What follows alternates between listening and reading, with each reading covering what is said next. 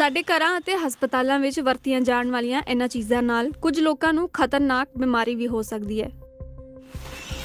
ਤੁਹਾਡੇ ਘਰ ਤੋਂ ਆਏ ਕੂੜੇ ਦੇ ਨਾਲ-ਨਾਲ ਇਸ ਢੇਰ ਵਿੱਚ ਬਾਇਓਮੈਡੀਕਲ ਵੇਸਟ ਯਾਨੀ ਰਹਿੰਦ ਖੂੰਹਦ ਵੀ ਹੈ, ਜੋ ਦਿੱਲੀ ਦੇ ਵੱਖ-ਵੱਖ ਹਸਪਤਾਲਾਂ ਤੋਂ ਇੱਥੇ ਆਇਆ ਹੈ। ਵਿਸ਼ਵ ਸਿਹਤ ਸੰਗਠਨ ਯਾਨੀ WHO ਦੇ ਮੁਤਾਬਕ ਹਰ ਸਾਲ ਦੁਨੀਆ ਭਰ ਵਿੱਚ ਲਗਭਗ 16 ਕਰੋੜ ਟੀਕੇ ਲਗਾਏ ਜਾਂਦੇ ਨੇ। ਇਹਨਾਂ ਵਿੱਚੋਂ ਬਹੁਤਿਆਂ ਦਾ ਸਹੀ ਢੰਗ ਨਾਲ ਨਿਪਟਾਰਾ ਨਹੀਂ ਹੁੰਦਾ। ਇਸੇ ਵਜ੍ਹਾ ਨਾਲ HIV ਇਨਫੈਕਸ਼ਨ ਦੇ 33,800 ਮਾਮਲੇ, ਹੈਪੇਟਾਈਟਿਸ B ਦੇ 17 ਲੱਖ ਮਾਮਲੇ ਅਤੇ ਹੈਪੇਟਾਈਟਿਸ C ਦੇ 3,15,000 ਮਾਮਲੇ ਸਾਹਮਣੇ ਆਏ ਹਨ। ਕੇਂਦਰੀ ਪ੍ਰਦੂਸ਼ਣ ਕੰਟਰੋਲ ਬੋਰਡ ਦੀ ਤਾਜ਼ਾ ਰਿਪੋਰਟ ਦੇ ਅਨੁਸਾਰ common biomedical waste treatment facilities ਅਤੇ ਕੈਪਟਿਵ ਟ੍ਰੀਟਮੈਂਟ ਫੈਸਿਲਿਟੀਜ਼ ਦੇ ਜ਼ਰੀਏ ਭਾਰਤ ਵਿੱਚ ਬਾਇਓਮੈਡੀਕਲ ਵੇਸਟ ਨੂੰ ਟ੍ਰੀਟ ਜਾਂ ਡਿਸਪੋਜ਼ ਕੀਤਾ ਜਾਂਦਾ ਹੈ। ਕੁਝ ਹਸਪਤਾਲਾਂ ਦੀਆਂ ਆਪਣੀਆਂ ਕੈਪਟਿਵ ਟ੍ਰੀਟਮੈਂਟ ਫੈਸਿਲਿਟੀਜ਼ ਵੀ ਹਨ। ਰਾਜਧਾਨੀ ਦਿੱਲੀ ਵਿੱਚ ਸਿਰਫ 2 common biomedical waste treatment facilities ਹਨ ਅਤੇ ਇੱਕ ਕੈਪਟਿਵ ਟ੍ਰੀਟਮੈਂਟ ਫੈਸਿਲਿਟੀ ਹੈ। ਭਾਰਤ ਵਿੱਚ ਇੱਕ ਦਿਨ ਵਿੱਚ 743 ਟਨ ਬਾਇਓਮੈਡੀਕਲ ਵੇਸਟ ਜਨਰੇਟ ਹੁੰਦਾ ਹੈ ਅਤੇ 694 ਟਨ ਦਾ ਨਿਪਟਾਰਾ ਵੀ ਹੁੰਦਾ ਹੈ। ਜੋ ਬਚ ਗਿਆ ਉਸ ਦਾ ਕੀ ਹੁੰਦਾ ਹੈ? हम खड़े हैं दिल्ली के कालिंदी कुंज में कचरे के बीचों बीच, और ये वो कचरा है जो ना केवल फैक्ट्रियों या होटलों से आता है बल्कि अस्पतालों से भी आता है। और इस कचरे में injections, cotton, head mask, face mask, diapers, ऐसा बहुत सा सामान है जो कि डिसइंफेक्ट किए बिना ही यहाँ आ गया है। ਦਿੱਲੀ ਦੇ ਗਾਜ਼ੀਪੁਰ ਵਿੱਚ ਕੰਮ ਕਰਨ ਵਾਲੇ ਰਹਿਣਾ ਤਕਰੀਬਨ ਮਹੀਨਾ ਪਹਿਲਾਂ ਹੀ ਕੂੜਾ ਚੁੱਕਦੇ ਵਕਤ ਸੂਈ ਚੁਭਣ ਕਾਰਨ ਬਿਮਾਰ ਹੋ ਗਏ ਸੀ। सुई वगैरह, पानी का, खून का, सब कुछ आता है। सुई चिप जाता है, चक्कर आ जाता है, कभी कभी मैं गिर भी गया था, इन्फेक्शन भी हो जाता है, मेरा हाथ फूल गया था, मैं डॉक्टर के पास गया था, डॉक्टर ने बोला इन्फेक्शन हो गया, दवाई खाओ। तब मैं बोला हूँ दवाई खाया हूँ तो इन्फेक्शन हम लोग गरीब इंसान कैसे दिखाएं? ये रहता है, देखो ना ये मेरा हाथ अभी सही नहीं हो, पता नहीं क्या हो रहा, सही नहीं हो रहा, ये दर्द ही हो रहा नाला। एक काला रंग का निशान मेरा एक बार ना बाजी मेरा चक्कर आ जाता है, वो अभी तक आता है। अब क्या करो, मजबूरी में काम करने पड़ेगा, दवाई खा के काम करने पड़ेगा। ਸ਼ੂਰਾ ਬੀਤੇ ਕਰੀਬ 7 ਮਹੀਨੇ ਤੋਂ ਇਹ ਕੰਮ ਕਰ ਰਹੇ ਹਨ, ਪਰ ਆਪਣੇ ਬੱਚਿਆਂ ਨੂੰ ਉਹ ਇਸ ਕੰਮ ਤੋਂ ਅਲੱਗ ਰੱਖਣਾ ਚਾਹੁੰਦੇ ਹਨ। थोड़ा सा कास आता है, सुई आता है, ये दिक्कत होती है, और बदबू आता है। सब ज़्यादा गंदा माल आता है ना, मैं ग्लव्स पहनता हूँ।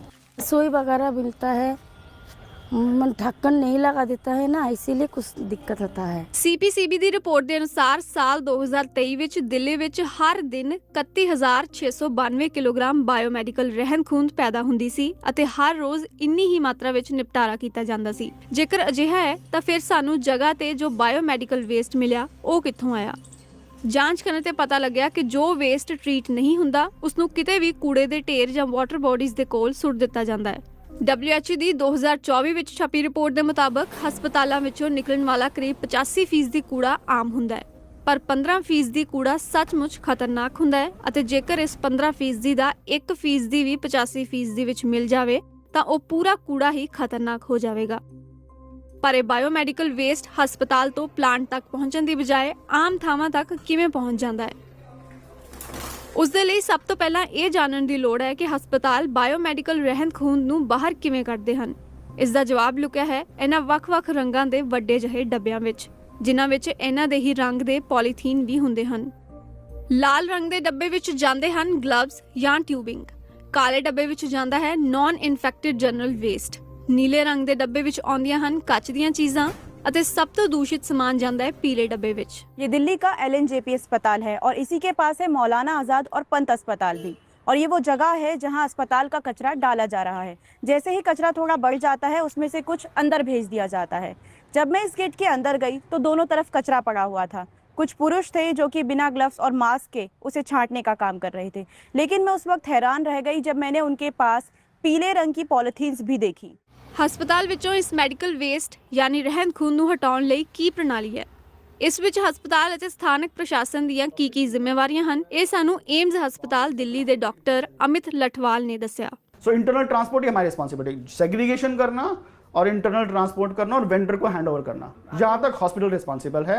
फिर कॉमन पॉइंट से ले जाना, ट्रांसपोर्ट करना और फाइनल ट्रीटमेंट जो सा करना है प्लांट में, वो कॉमन बायोमेडिकल वेस्ट जो ट्रीटमेंट एजेंसी उसकी रिस्पॉन्सिबिलिटी है, और अल्टीमेट मॉनिटरिंग जो है इसकी दिल्ली पॉल्यूशन कंट्रोल कमेटी की है।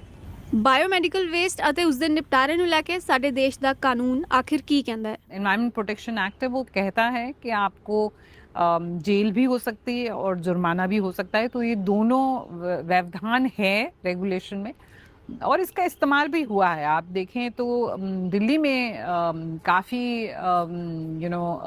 ये जो हर रूल में ये है कि डिस्ट्रिक्ट लेवल मॉनिटरिंग कमेटी होनी चाहिए और वो विजिट करनी चाहिए, देखनी चाहिए कि ये निपटान सही तरह से हो रहा है कि नहीं, और उसके रिपोर्ट के आधार पर काफ़ी क्लिनिक्स पे फाइन लगाया गया और अंतिम एक वो है कि अगर आप इंप्रूव नहीं करते तो आपका क्लिनिक या अस्पताल बंद भी हो सकता है। ਜੇਕਰ ਨਿਯਮਾਂ ਦੀ ਪਾਲਣਾ ਕੀਤੀ ਜਾਂਦੀ ਤਾਂ ਹਸਪਤਾਲਾਂ ਦਾ ਇਹ ਬਾਇਓਮੈਡੀਕਲ ਵੇਸਟ ਸਿੱਧਾ ਫੈਸਿਲਿਟੀ ਵਿੱਚ ਜਾਂਦਾ, ਪਰ ਦਿੱਲੀ ਦੇ ਕੂੜੇ ਦੇ ਢੇਰ ਦਸਾਉਂਦੇ ਹਨ ਕਿ ਇਹ ਨਿਯਮ ਕਾਗਜ਼ਾਂ ਤੇ ਹਨ ਪਰ ਅਸਲੀਅਤ ਤੋਂ ਗਾਇਬ ਨੇ। ਅਸੀਂ ਬਾਇਓਮੈਡੀਕਲ ਰਹਿੰਦ ਖੂੰਹਦ ਨਾਲ ਸੰਬੰਧਿਤ ਇਸ ਪੂਰੇ ਮੁੱਦੇ ਤੇ ਕੇਂਦਰੀ ਪ੍ਰਦੂਸ਼ਣ ਕੰਟਰੋਲ ਬੋਰਡ DPCC ਅਤੇ ਸਿਹਤ ਮਹਿਕਮੇ ਦੀ ਪ੍ਰਤੀਕਿਰਿਆ ਜਾਣਨ ਦੀ ਕੋਸ਼ਿਸ਼ ਕੀਤੀ, ਪਰ ਉਹਨਾਂ ਤੋਂ ਕੋਈ ਜਵਾਬ ਨਹੀਂ ਮਿਲਿਆ।